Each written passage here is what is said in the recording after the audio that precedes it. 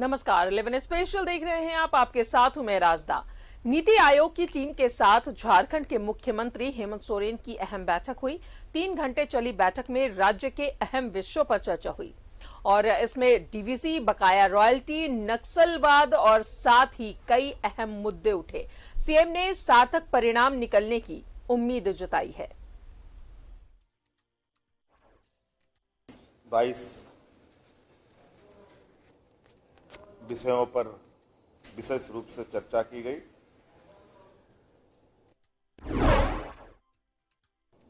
DVC के द्वारा हमारा जो कंसोलिडेटेड अकाउंट फंड से पैसे काटे जा रहे हैं, इस विषय को रखा गया है। लगभग 2800 करोड़ रुपए केंद्र सरकार ने हमारा काट लिया है और अभी 2200 करोड़ रुपए और भी काटे जाने की बात है। भी अपनी बातें रखी गई है। लगभग 1100 करोड़ रुपए अभी हाल में बहुत जल्द दिसंबर के ये में काटने की सूचनाएं प्राप्त है।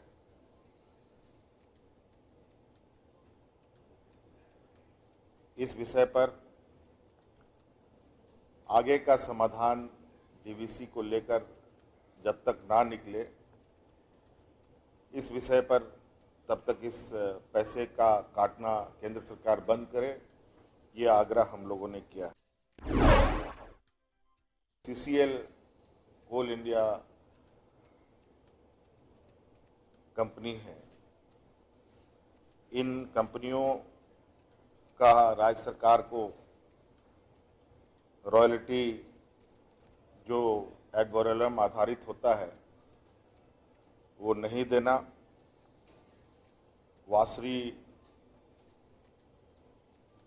में हमें रॉयल्टी नहीं मिलना, सरकारी जमीन का मुआवजा नहीं मिलना, इत्यादि कई हजारों करोड़ रुपए का जो बकाया कोल इंडिया के माध्यम से हमें प्राप्त होना है, वो हमें प्राप्त नहीं हो रहा है। कुपोषण को लेकर लगभग 300 करोड़ रुपए से अधिक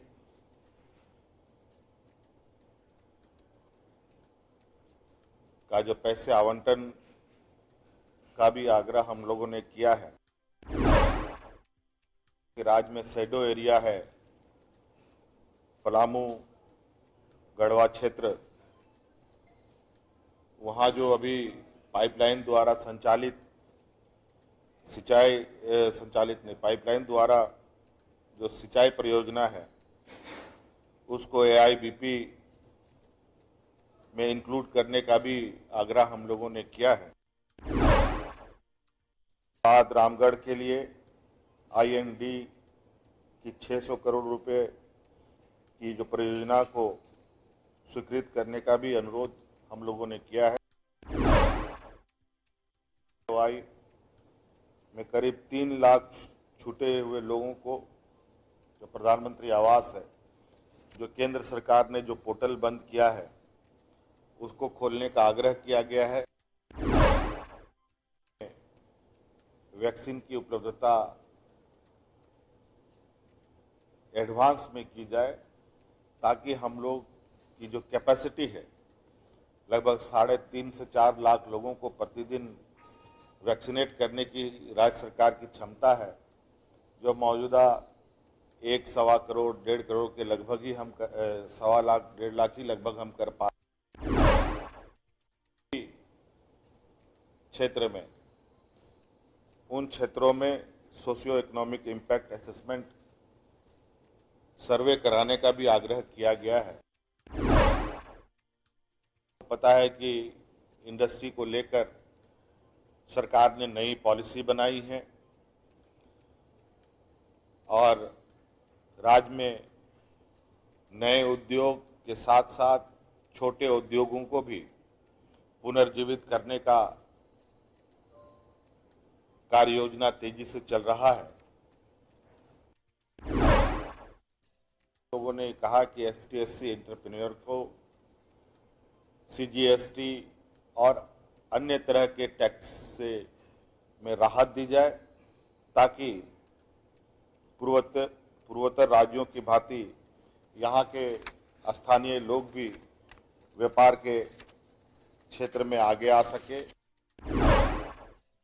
विषयों में नीति आयोग एक मीटिंग आयोजित करेगी, जहां केंद्र सरकार और राज्य सरकार का प्रतिनिधित्व रहेगा और जो उलझी हुई चीजें हैं उनको सुलझाया जाएगा।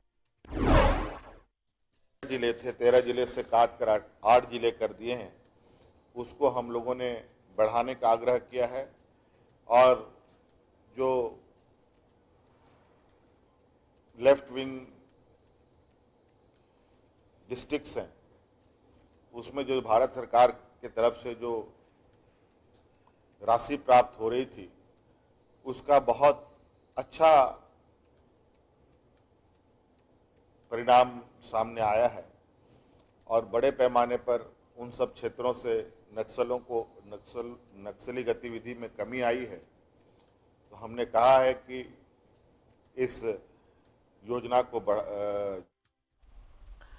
इस पर और ज्यादा जानकारी लेंगे। सहयोगी विपिन उपाध्याय हमारे साथ मौजूद है। विपिन, नीति आयोग की टीम के साथ ये बैठक थी। राज्य के मुख्यमंत्री हेमंत सोरेन, 3 घंटे तक ये बैठक चली और कई अहम मुद्दों पर बातचीत हुई। जिसके मुख्यमंत्री हेमंत सोरेन की अध्यक्षता में आज जो नीति आयोग की 8 सदस्यीय टीम रांची पहुंची थी, उसके साथ एक महत्वपूर्ण बैठक झारखंड मंत्रालय में हुई।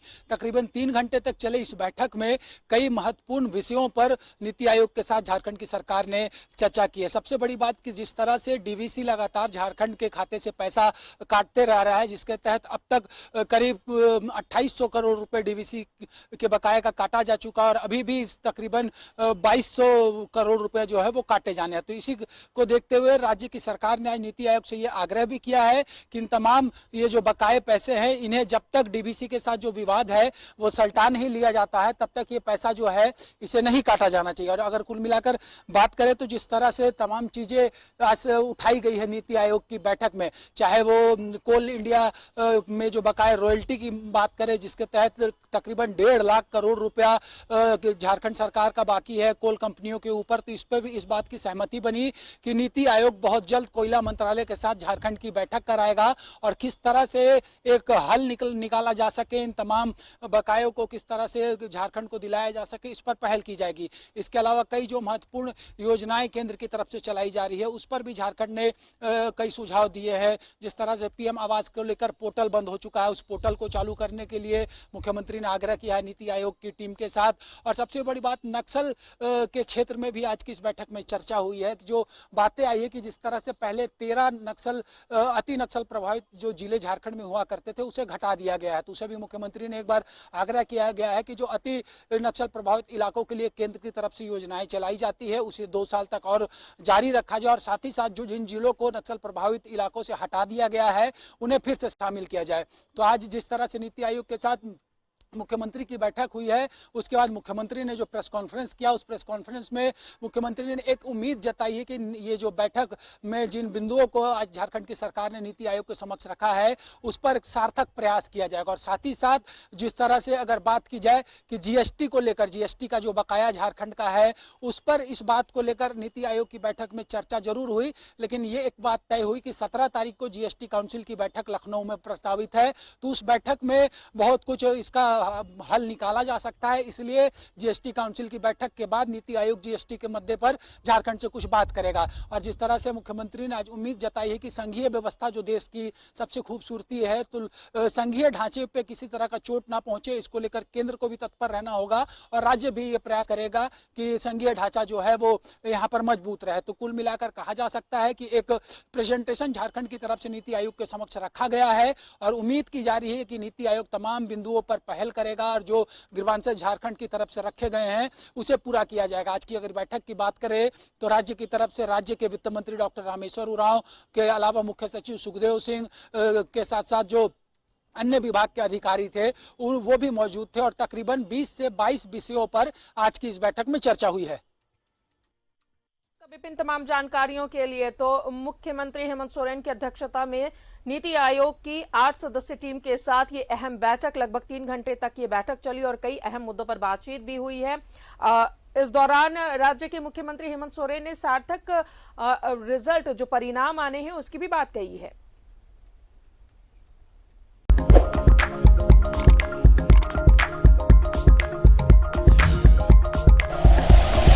Like and share videos, subscribe करें हमारा चैनल और प्रेस करें बेल आइकॉन। न्यूज़ 11 भारत, सच है तो दिखेगा।